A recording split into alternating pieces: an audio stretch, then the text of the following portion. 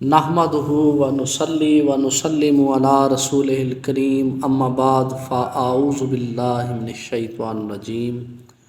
بسم اللہ الرحمن الرحیم۔ سامعین محترم، آپ نے کل آقا علیہ الصلوۃ والسلام کی ایک حدیث مبارکہ سماعت فرمائی جس میں دو گروہوں کے لیے یہ خاص بشارت ہے کہ وہ جہنم سے محفوظ رکھے جائیں گے۔ آپ ان دونوں گروہوں کا ذکر سماعت فرما چکے اور غزوہ ہند کے حوالے سے بھی ہماری ابتدائی گفتگو سماعت فرما چکے، اور یہ نقطہ بھی بصراحت بیان کیا جا چکا کہ اس خطے کی جو موجودہ وطنیت کی مغربی تقسیم ہے یہ امام مہدی علیہ السلام کے ظہور سے پہلے ختم ہو جائے گی، اور سابقہ ادوار کا خراسان بحال ہو جائے گا، اور اس خطے میں مسلمان ایک ایسی شخصیت پر اتفاق کر لیں گے جن کا تعلق خاندان بنی ہاشم سے ہوگا۔ چنانچہ اس ضمن میں یہ بھی عرض کیا جا چکا کہ اس دور میں بڑے بڑے چیلنجز درپیش ہوں گے، اور ایک بلائے عظیم بھی عالم اسلام پر اس وقت نازل ہوگی۔ یہ بلائے عظیم کیا ہوگی؟ آئیے اس کے بارے میں جانتے ہیں۔ چنانچہ محمد بن علی رضی اللہ تعالیٰ عنہ سے روایت ہے، وہ فرماتے ہیں کہ مجھے یہ بات پہنچی ہے کہ رسول اللہ صلی اللہ علیہ وآلہ وسلم نے ارشاد فرمایا، آل سفیان میں سے ایک آدمی اسلام کے اندر ایسا شگاف ڈالے گا جسے کوئی بھی چیز پر نہ کر سکے گی۔ اس حدیث مبارکہ کو روایت کیا ہے نعیم بن حماد نے کتاب الفتن میں، اور اس کا نمبر ہے 783۔ سمرہ بن حبیب سے روایت ہے کہ سفیانی سفید رنگ کا ہوگا اور اس کے بال گھنگریالے ہوں گے۔ جو شخص اس کا دیا ہوا کچھ بھی مال قبول کرے گا، بروز محشر یہ مال اس کے پیٹ میں گرم پتھر بن جائے گا۔ اس روایت کو بھی کتاب الفتن میں نعیم بن حماد نے 779 نمبر پر لکھا ہے۔ اسی طرح کعب احبار سے روایت ہے کہ سفیانی کا نام عبداللہ ہوگا، یہ بھی کتاب الفتن میں ہے، اس کا نمبر ہے 785۔ اسی طرح یزید بن ابو حبیب سے روایت ہے کہ رسول اللہ صلی اللہ علیہ وآلہ وسلم نے ارشاد فرمایا، سفیانی کا خروج 39 کے بعد ہوگا۔ اس روایت کا نمبر ہے کتاب الفتن میں 795۔ اب یہ بڑی خاص بات ہے کہ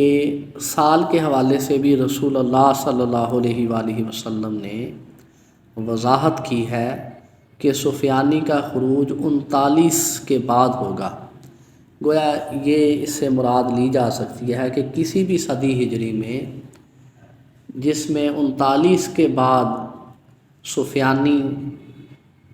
کا خروج ہو تو وہی صدی ہجری امام مہدی علیہ السلام کے ظہور کی ہوگی۔ یہ بڑی خاص نشانی ہے جو حدیث رسول سے ہمیں ملتی ہے۔ اسی طرح حضرت عبداللہ ابن عباس رضی اللہ تعالیٰ عنہ سے روایت ہے، انہوں نے فرمایا کہ اگر سفیانی کا خروج 37 میں ہوا تو اس کی حکومت 28 ماہ ہوگی، اور اگر 39 میں ہوا تو 9 ماہ رہے گی۔ یعنی اس میں جو روایت میں ذکر ہے وہ 37 کا بھی ہے۔ گویا کسی بھی صدی ہجری کا 37واں سال اور 39واں سال اس لحاظ سے انتہائی اہمیت کا حامل ہے کہ اگر ملک شام میں آل سفیان میں سے کسی بھی ظالم بادشاہ کا خروج ہو اور وہ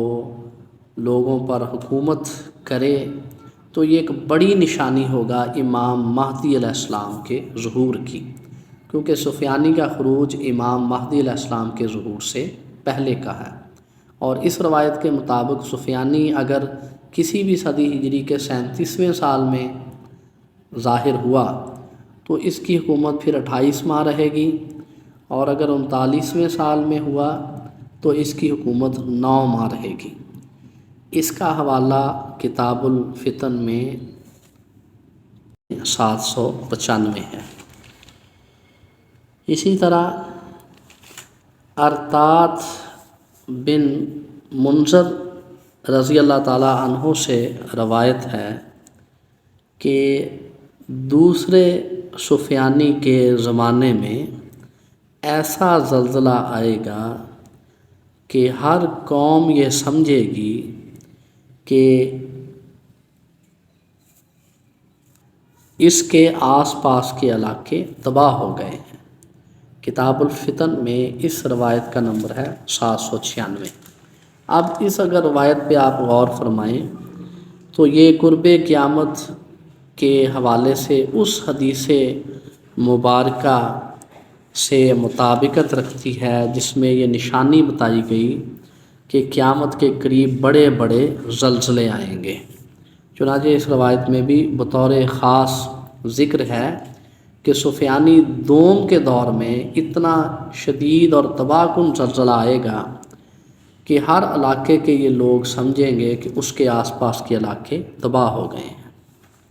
یعنی یہ بڑی خاص علامات قیامت بھی ہے اور سفیانی دوم کے زمانے کی علامت ہے۔ اسی طرح امیر المومنین امام المتقین علیہ السلام سے یہ روایت ہے، آپ نے ارشاد فرمایا کہ سفیانی شام پر غلبہ پا جائے گا،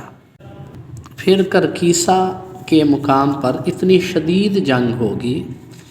کہ ان کی لاشوں سے آسمان کے پرندے اور زمین کے درندے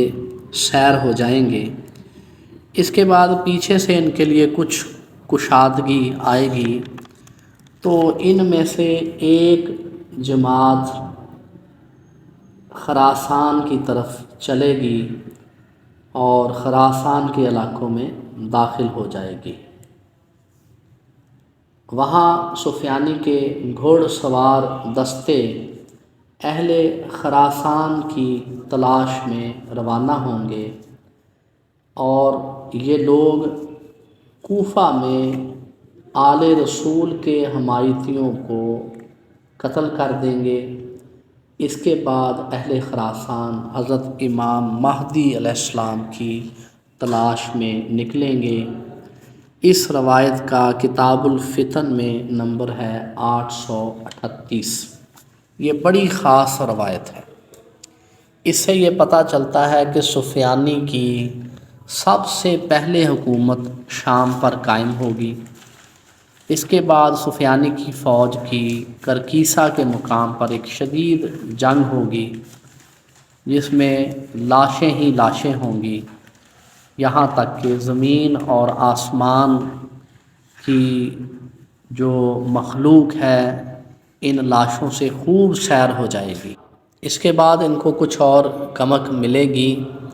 تو ان میں سے ایک جماعت خراسان کی طرف چلے گی اور سفیانی کے گھوڑ سوار دستے کوفہ میں قتل عام کریں گے اور خاص طور پر آل رسول کے حامیوں کو شہید کریں گے، اور پھر یہ خراسان پر قبضے کے لیے بھی جائیں گے اور اہل خراسان کو تلاش کریں گے۔ یہ اہل خراسان کو تلاش کرنا بھی بڑا معنی خیز ہے۔ اس سے یہ پتہ چلتا ہے کہ ان علاقوں میں آبادی کا سائز بھی اس دور میں بہت کم ہو چکا ہوگا، اور جس طرح رسول اللہ صلی اللہ علیہ وآلہ وسلم کے زمانے میں آبادی کا سائز تھا، قریباً وہی آبادی کا سائز ہوگا، اور جو آج کے دور کی آبادی ان علاقوں میں ہے اس طرح کی آبادی اس دور میں نہیں ہوگی۔ اور پھر یہ بھی خاص نقطہ ملتا ہے اس روایت کے آخر میں کہ یہ وہ وقت ہوگا، یعنی جب سفیانی خراسان میں اہل خراسان کو ڈھونڈتے پھریں گے اور ان کو قتل کرنے کے درپے ہوں گے، تو اہل خراسان امام مہدی علیہ السلام کی تلاش میں نکلیں گے۔ یہ وہ خاص بات ہے جس سے آج ہم نے اس گفتگو کا آغاز کیا تھا، اور کل کی گفتگو میں یہ عرض کیا تھا کہ اہل خراسان اس بلائے عظیم کے نازل ہونے پر پھر امام مہدی علیہ السلام کی تلاش میں نکلیں گے۔ یہ بلائے عظیم سفیانی کا لشکر ہوگا جو خراسان پر قبضے کے لیے نکلے گا، اور خراسان کے لوگ اس بلا سے نجات حاصل کرنے کے لیے آل رسول کو تلاش کریں گے۔ یہ بڑی خاص روایت ہے جو نعیم بن حماد نے کتاب الفتن میں رقم کی ہے۔ اس روایت سے ہم نے یہ جانا کہ سفیانی کے گھڑ سوار کوفہ میں قتل عام کریں گے، اور خاص طور پہ آل رسول کے حمایتیوں کو شہید کیا جائے گا، نعوذ باللہ۔ اس کی بات کو سمجھنے کے لیے ایک اور روایت کا مطالعہ کرتے ہیں جو اس سارے منظر کو سمجھنے میں ہماری اور مدد کرتی ہے۔ چنانچہ عبد الرحمن بن جبیر حضرت کعب رضی اللہ تعالیٰ عنہ سے روایت کرتے ہیں کہ انہوں نے فرمایا، مصر کے اجڑنے کے بعد کوفہ بھی اجڑ جائے گا۔ اللہ اکبر! یہ بڑی خاص بات ہے جو سفیانی کے خروج کے زمانے کی بات ہے، اور حضرت امام مہدی علیہ السلام کے ظہور سے پہلے کی بات ہے۔ ہم اس موضوع پر یہ ساری گفتگو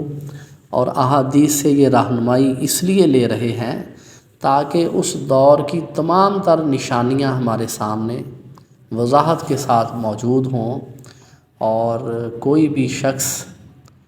اس دور میں لوگوں کو مس گائیڈ نہ کر سکے اس حوالے سے کہ امام مہدی علیہ السلام کا ظہور ہو چکا یا وہ ظہور فرمانے والے ہیں۔ یہ آپ کے ظہور سے پہلے کی بڑی خاص نشانیاں ہیں، یعنی مصر مکمل ویران ہو جائے گا، اور اس کے بعد کوفہ بھی اجڑ جائے گا۔ اسی طرح اس روایت کے حوالے سے حاکم نے صفوان سے یہی نقل کیا ہے۔ صفوان نے کہا کہ میں نے یہ بات ایک شیخ سے سنی، انہوں نے حضرت کعب رضی اللہ تعالیٰ عنہ سے سنا، وہ فرما رہے تھے کہ کوفہ بالکل ویران ہو جائے گا، اس کے بعد ملحمۃ العظمیٰ ہوگا۔ جس ملحمۃ العظمیٰ کا اکثر ہم ذکر سنتے رہتے ہیں کہ حضرت امام مہدی علیہ السلام کے ظہور سے پہلے ایک ملحمۃ العظمیٰ ہوگا، اس ملحمۃ العظمیٰ کو اس روایت کی روشنی میں سمجھا جا سکتا ہے کہ مصر کے غیر آباد ہونے کے بعد کوفہ مکمل طور پر ویران ہو جائے گا،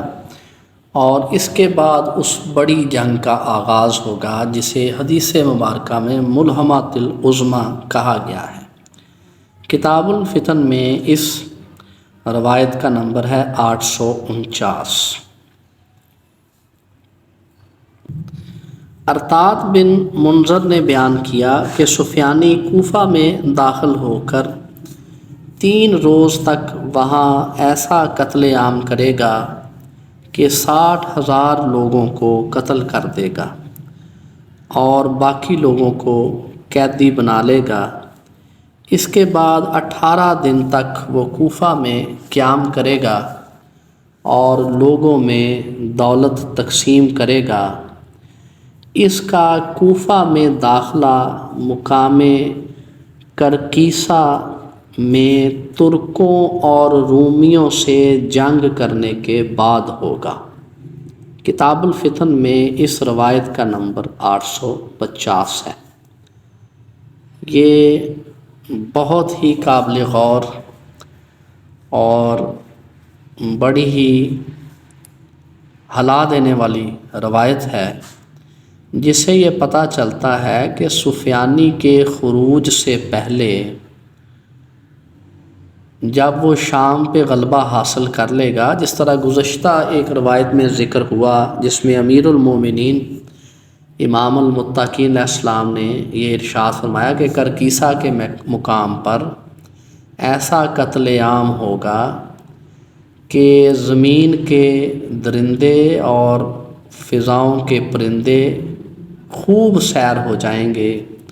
اور زمین پر لاشیں ہی لاشیں ہوں گی، اور پھر سفیانی کے گھوڑ سوار کوفہ میں جائیں گے، وہاں قتل عام کریں گے اور پھر یہ خراسان کا رخ کریں گے۔ اس روایت سے جو 850 نمبر پر ہے، اس سے یہ پتہ چلتا ہے کہ مقام کرکیسا پر سفیانی کا مقابلہ کن کے ساتھ ہوگا۔ چنانچہ ترکوں اور رومیوں کا ذکر ہے، جس سے یہ پتہ چلتا ہے کہ اس علاقے میں رومی ایک بڑی طاقت حاصل کر چکے ہوں گے اور ترک بھی ان کے ساتھ ہوں گے۔ اب اس سے دو باتیں مراد لی جا سکتی ہیں۔ ایک تو یہ کہ معاذ اللہ اس دور میں اسلام، جیسا کہ دیگر احادیث سے پتہ چلتا ہے، کہ سمٹ کر صرف مکہ اور مدینہ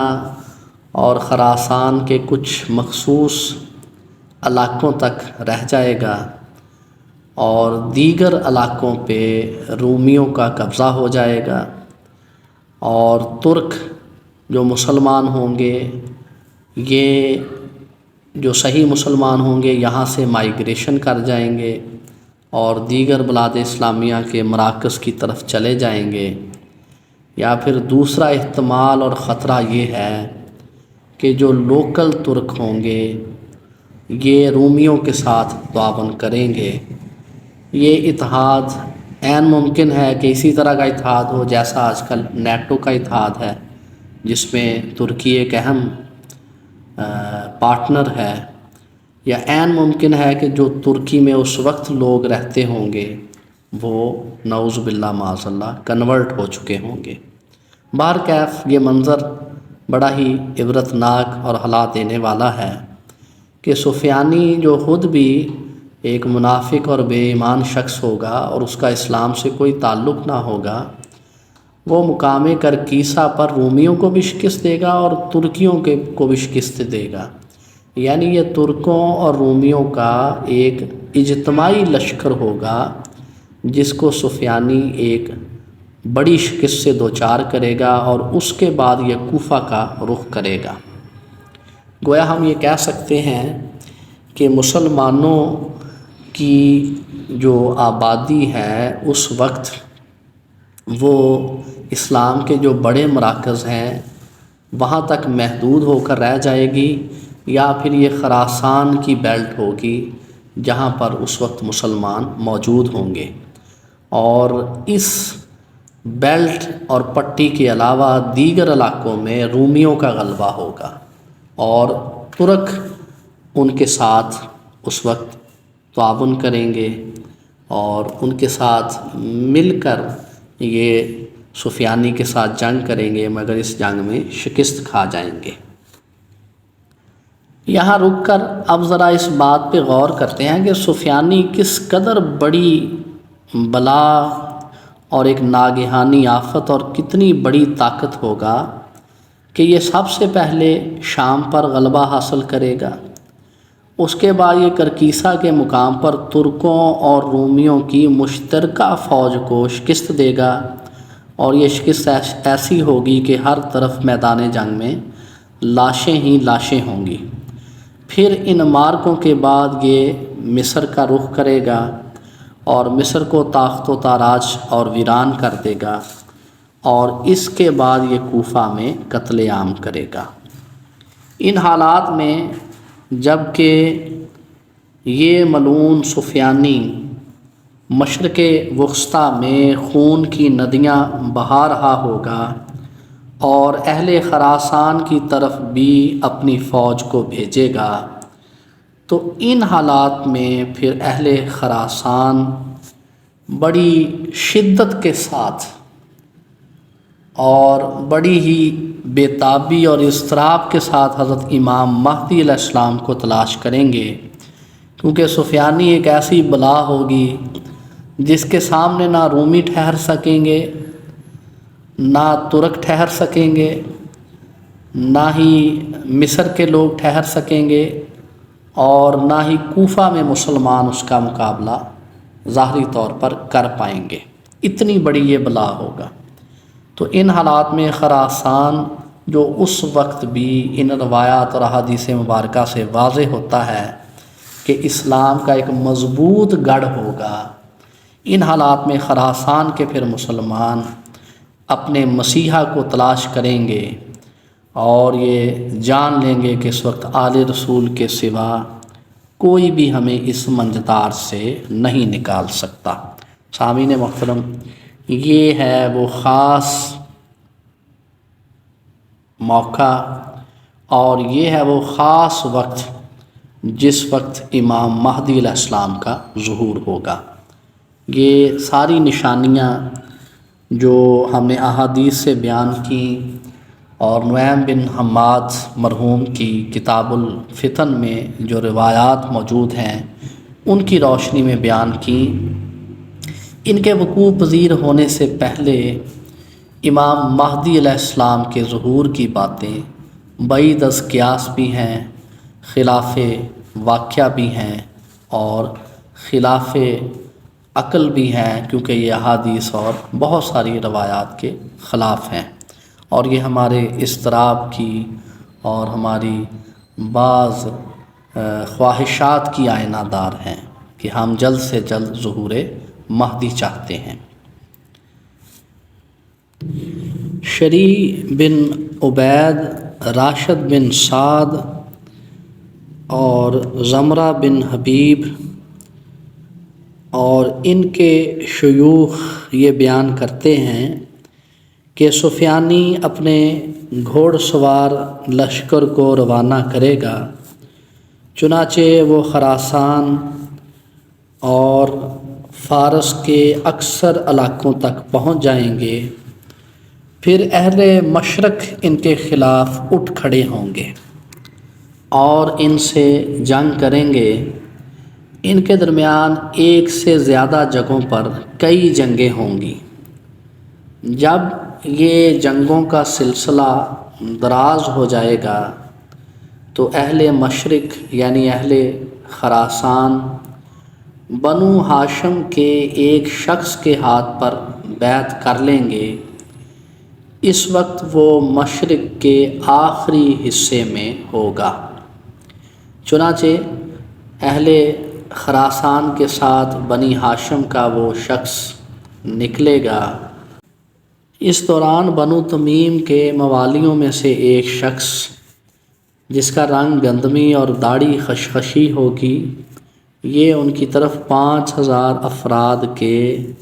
ساتھ نکلے گا۔ جب اسے اس ہاشمی نوجوان کے نکلنے کی اطلاع ملے گی تو یہ ان کی بیعت کر لے گا۔ وہ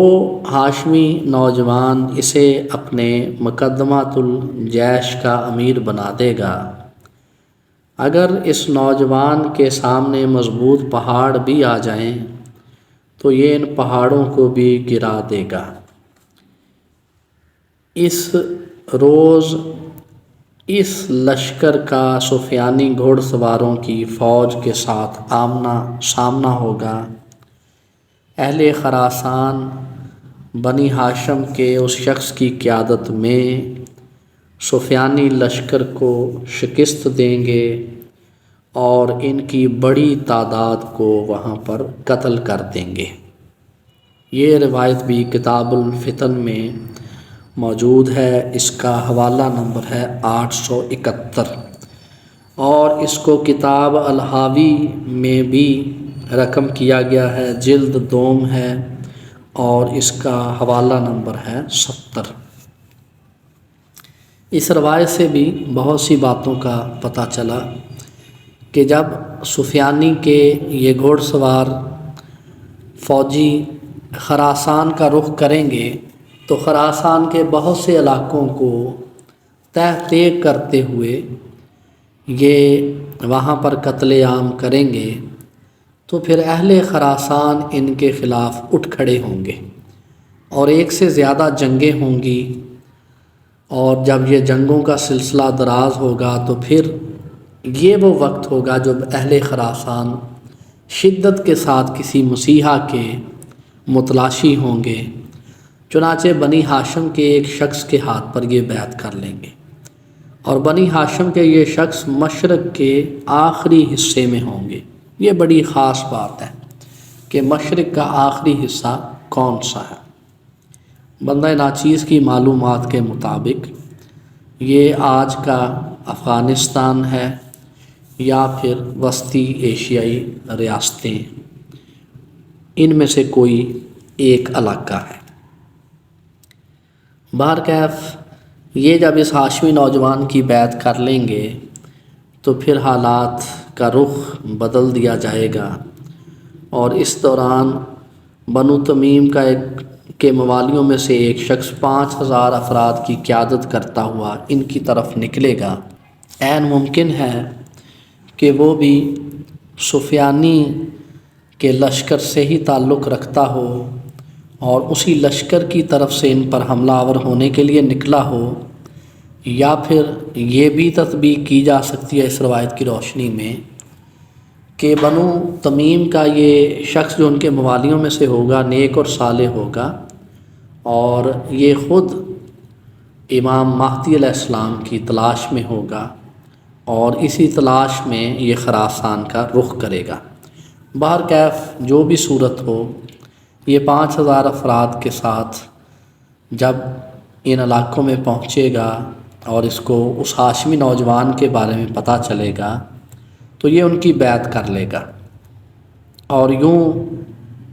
یہ ان کی طرف سے مقدمۃ الجیش کا امیر بنا دیا جائے گا، اور یہ ہاشمی نوجوان اور یہ جو بنو تمیم کے موالیوں میں سے یہ نوجوان ہے، ان کی اعصابی مضبوطی کا ذکر اس طرح سے کیا گیا کہ یہ اس قدر مضبوط اور بلند ہمت ہوں گے کہ اگر پہاڑ بھی ان کے سامنے آ جائے تو اس کو بھی یہ گرا دیں گے۔ چنانچہ اہل خراسان